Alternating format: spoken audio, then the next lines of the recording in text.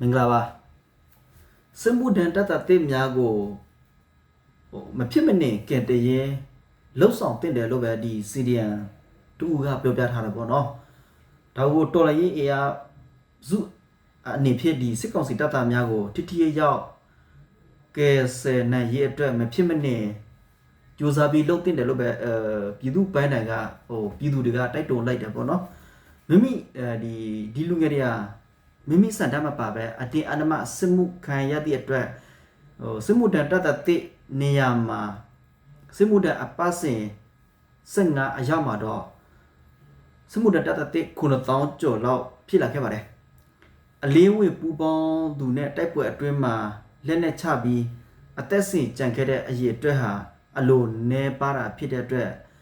ဒီတော်လိုင်းတပ်ဖွဲ့များကလည်းစစ်မှုတန်းတတ်တဲ့များကိုလည်းအတိုင်းနိုင်ဆုံးကဲတင်ဖို့ပဲ CDN အရာစီတူကဖြေချခဲ့တယ်ပေါ့နော်စစ်မှုတန်းတတ်တဲ့အရာပေါင်းစစ်တောင်မှအလေးဝေးလာသူ1000ကျော်သာစီချင်းဖြစ်ပြီးတော့အင်မတန်မှနည်းတဲ့ပမာဏဖြစ်ပါတယ်စစ်မှုတန်းတပ်သား95ရာခိုင်နှုန်းဟာစံတမ်းမပါပဲစစ်တပ်ထဲမှာအတင်းအဓမ္မတုတ်သွေးခံရပြီးနောက်စစ်မှုတန်းတပ်သားဖြစ်လာခဲ့ပါတယ်စစ်တပ်ထဲမှာဆိုရင်လည်းနောက်တိုင်းမှာတောင်ဒီစစ်မှုတန်းတပ်သားဆိုတာကအနေခံ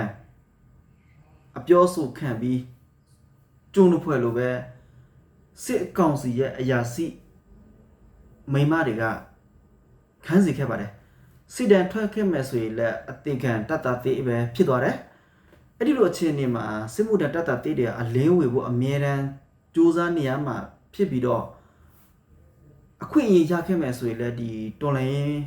ဘဲတော်သားစီကိုလည်းအမြန်ဆုံးအလင်းဝေကြဖို့ပဲ CDN အရာစီတူကတိုက်တွန်းထားခဲ့တယ်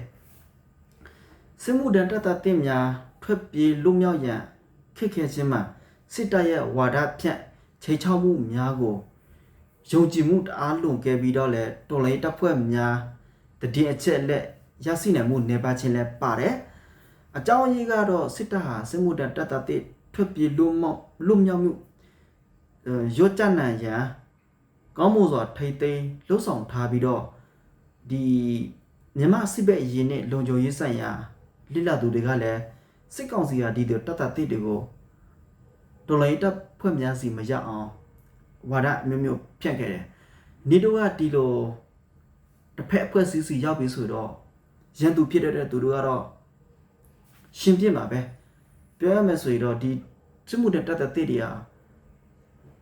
စစ်ကောင်စီကဝါဒဖြန့်အမှုမှာနေရတာဖြစ်တဲ့စူးစမ်းစိတ်မရှိသလိုစူးစမ်းဖို့လည်းနီးလန်းမရခဲ့ပါဘူးတော်လိုင်းရေးအများကတော့ဒီစစ်ရေးအရာတုံ့ပြန်နိုင်ရေးအတွက်ပြင်ဆင်လှုပ်ဆောင်မှုများအလိုလဲအားနေပြီးတော့လဲစစ်မှုတပ်သားတေးတွေကိုကောက်ကောက်မခွဲခြားနိုင်တဲ့ဖြစ်တဲ့အတွက်တိုက်ပွဲအတွင်းမှာပဲဒီလိုအတင်းအာမစုစားခံရတဲ့တပ်သားတေးများကိုလည်းအများအပြားကိုရှင်းထုတ်နိုင်ခဲ့ပါတယ်ဒါဟာကောင်းသောလက္ခဏာမဟုတ်ခဲ့ပါဘူးຫນွေဦးတော်လည်းရဲ့အဖွဲ့များစုရဲ့ဖော်ပြချက်မှာဆိုရင်စစ်ကောင်မစီယခုဖော်ဆောင်နေတဲ့အတင်းအာမခေါ်ယူမှုစနစ်တကျဒီမြို့တွေကိုပြန်လည်သိမ်းနိုင်ဖို့အတွက်လိုအပ်သောစစ်မှုတပ်သေးများကိုအထက်ကမြို့တော်ဖြစ်တဲ့ရန်ကုန်နဲ့မန္တလေးတခြားသောမြို့ကြီးမှာလူငယ်များကိုအများပြားနေ့ရက်လတိုင်းအမြဲတမ်းဖမ်းဆီးတယ်လို့ပဲဖော်ပြပါတယ်မြို့ထဲမှာရှိနေတဲ့လူငယ်များဟာလည်းတတိဝိရိယကြီးကြီးထားပြီးတော့လည်းစစ်ကောင်စီရဲ့လက်ထက်မရောက်ဖို့အတွက်ပဲ